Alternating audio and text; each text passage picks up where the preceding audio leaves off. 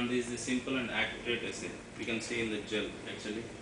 And in the first well we run the marker, and the second and third we are just controls. Third and fourth, fifth, sixth and seventh, and remaining all the samples are given. Sorry. And see, first and second wells are controls. The third and fourth wells we don't show any band actually, because so it's negative for the hepatitis, and fifth, sixth, seventh and eighth wells show bands that are positive to the presence of DNA of the hepatitis virus. And ninth and 10th band show they are negative for the hepatitis. They don't show any bands related to the controls. In this way we can assess the hepatitis virus is present. Next, coming to the enzyme immunoassay or the ELISA technique for hepatitis B surface antigens. This is an FDA approved technique. In this genetic systems, this hepatitis B surface antigen EAA. This is a qualitative enzyme immunoassay for the detection of hepatitis B surface antigen in the serum or plasma. And this is the kit is Biorad. We use generally the Biorad kit. This is the third generation immunoassay and uses the mouse monoclonal antibodies. The procedure for enzyme immunoassay is like the same as the others. First, we will take controls and specimen into the well with controls. Next, incubate for 60 to 65 minutes at 37 plus or minus 1 degree centigrade. We'll wash with 5 times with the wash solution. After that, add 100 microliters of the working conjugate, that's nothing but horseradish peroxidase enzyme, and incubate for 60 to 65 minutes at 37 to bottom. After that, again wash the solution. Next, add 100 microliters of the working TMB solution and incubate the plates in dark for 30 to 35 minutes. And add again 100 microliters of the stopping solution to each well, and after that, at last, you can read the absorbance at 450 nanometers. The results interpretation in this enzyme immunoassay.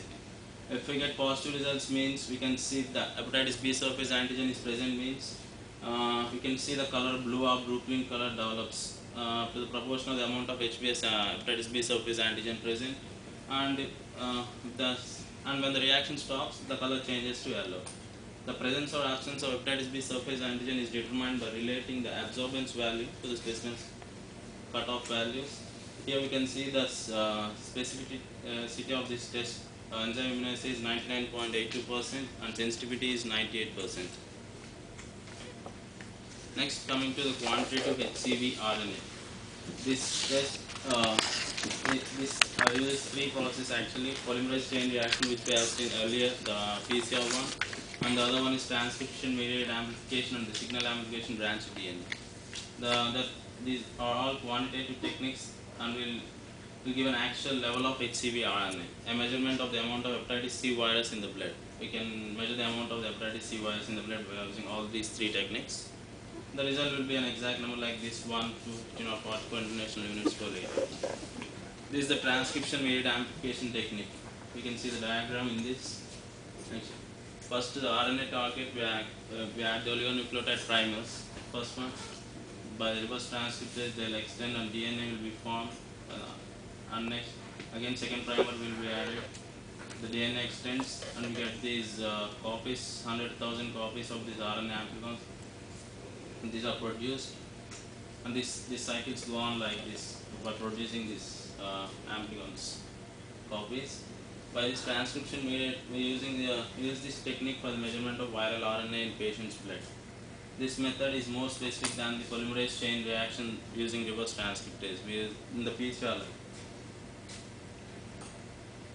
This signal amplification or branch DNA technique. In this technique we use the probes actually. In this signal amplification is used for both HCV and HBV viruses. The most important of these assays is they have more sensitivity, wide dynamic range, and precise and accurate quantification we'll get by using this quantitative BDNA assays. This branch DNA assay employs linear amplification. We can see here. This employs linear amplification rather than the exponential amplification of the target. In this, we use the capture probes. These are actually in this is the first generation assay in this branch DNA one. We use capture probes for this, and then which binds to the solid support, and then we add this label extenders to bind to these ones. And this first generation assays, the label extenders probes bind to the DNA amplifier, and then they bind the actual octane phosphatase will bind to the probe's command bind. In the second and third generation assays, the label extender probes bind. This is the second and third generation assays. These are called the second and third generation assays. In this, the label extender we can see here.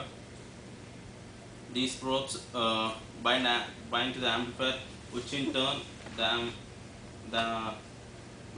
bind many amplifiers. These, and the result is the stronger signal amplification than the lower detection limit. In all these versions of these assays, first generation and both this first and second generation assay, the linear amplification signal is directly related to the number of targets in the original sample. This amplification signal here, you can see the amplification signal is directly related to the number of targets present in the original sample. This technique also used for the measurement of the amount of viral RNA present in the blood samples, and this amount of RNA is directly proportional to the intensity. Actually, we have seen like that, directly related to the intensity. Next, the last technique, the important one, is the study of hepatitis using the cDNA microarray technology, which is the recent one. And in this, the liver diseases such as hepatitis B and C, the main causes for cirrhosis and hepatocellular carcinoma are actually diagnosed. The main mechanism by which HBV and HCV viruses cause liver damage and the specific genes that are involved during this pathological process is largely unknown. And this, by using this technique, we can study the genes of this both HBV and HCV. The microarray results, as we can see the signals in this, the green and the red. The green shows the microarrays can be interpreted by the green and red signals. The green shows the downregulation of the genes, and the red shows the upregulation of the genes. This research will focus on both HBV and HCV specific genes, as well as to identify the transcription profiles that predict clinical outcomes.